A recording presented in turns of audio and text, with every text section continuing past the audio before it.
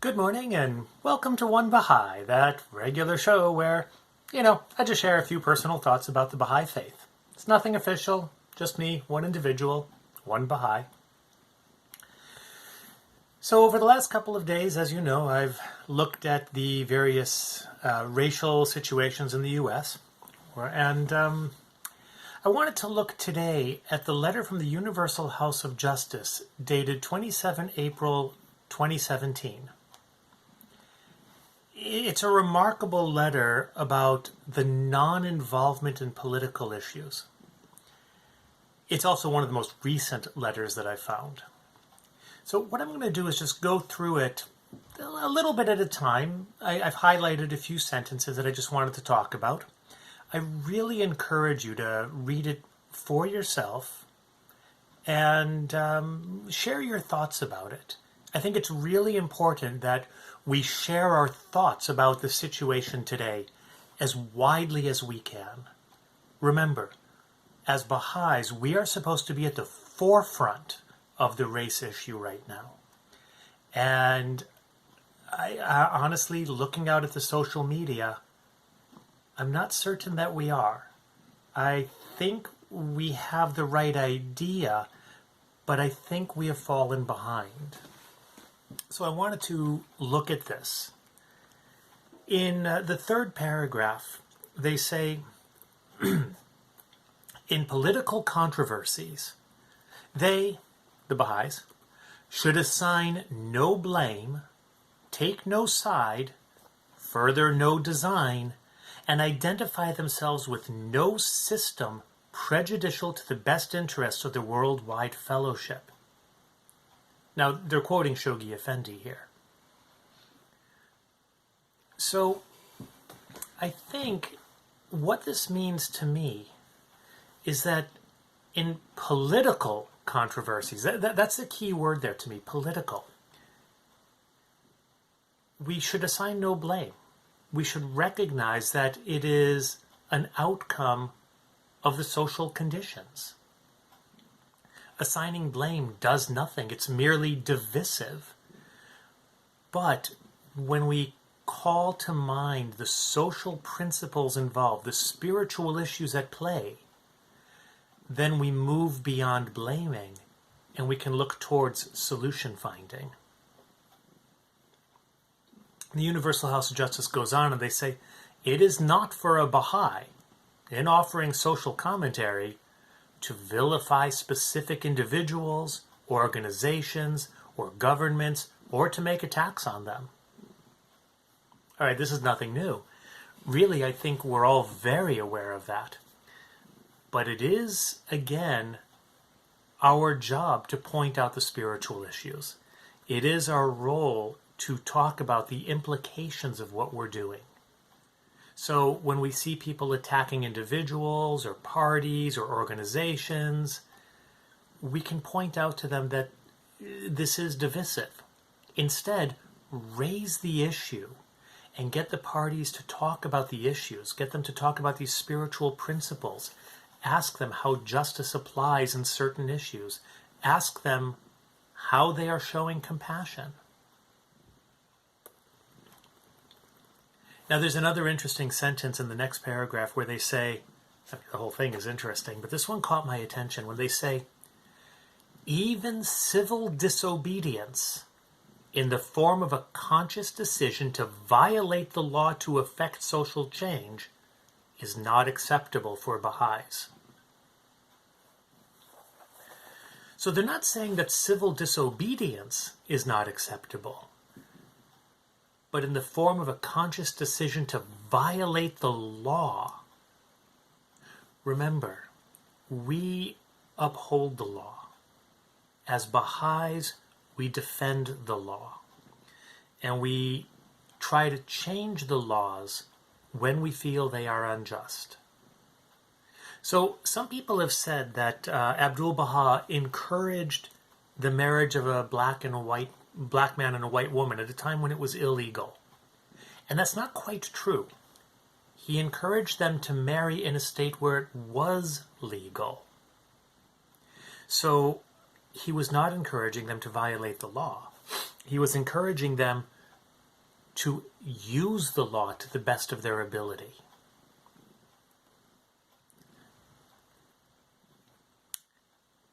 The House of Justice goes on and says, the principles of non-involvement in politics and obedience to government, far from being obstacles to social change, are aspects of an approach set forth in the Baha'i writings to implement effective remedies for and address the root causes of the ills afflicting society. So you see, the House of Justice puts us into a context for us. They're saying that the non-involvement in politics helps us understand what's effective. As we get involved in the political side of it, in a sense, we're wasting our energy. Some people have said in recent letters to me and comments and on, they say, well, this is all political. They use that old saying, everything in the world is political. Well, you know, everything in the world is interconnected. To say everything is political is just about as useful as saying everything is about making cheese. You know, we have our roadway system so that we can better deliver the milk to the cheese factories and the cheese can be better delivered to the stores. We can talk about how the entire economic system is built so that we are better able to afford cheese. It makes no sense. Everything is political, yes. Everything is spiritual, yes. Everything is about building cheese and shoes, and everything is about cats. Everything is about dogs. Everything in the world is interconnected. To give one piece a priority over the others, to me, is misleading. So the idea that everything I say is political, well, yes, it's true. But it's also a useless statement to me, because everything is connected. So the question then becomes, what effective remedies can we take? If we want to solve the crises that are afflicting the world today, it's pretty useless to improve the methods of cheese making. But it's also not that effective to get embroiled in the social, into the political commentary that is, in the end, quite divisive. So instead, we need to look at the root causes of all these ills. And we will find that, in the end, it's all about unity. And this is what Baha'u'llah says. And as we explore the implications of that, we find that it is true on so many levels. The Universal House of Justice goes on, again quoting Shoghi Effendi. They say, much as the Friends must guard against, in any way ever, seeming to identify themselves or the cause with any political party, they must also guard against the other extreme of never taking part with other progressive groups in conferences or committees designed to promote some activity in entire accord with our teachings, such as, for instance, better race relations. They go on and they say, this involvement in activities for social reform and well-being can, in certain circumstances, even extend to taking part in demonstrations. This is the Universal House of Justice talking. In certain circumstances, it can extend to taking part in demonstrations.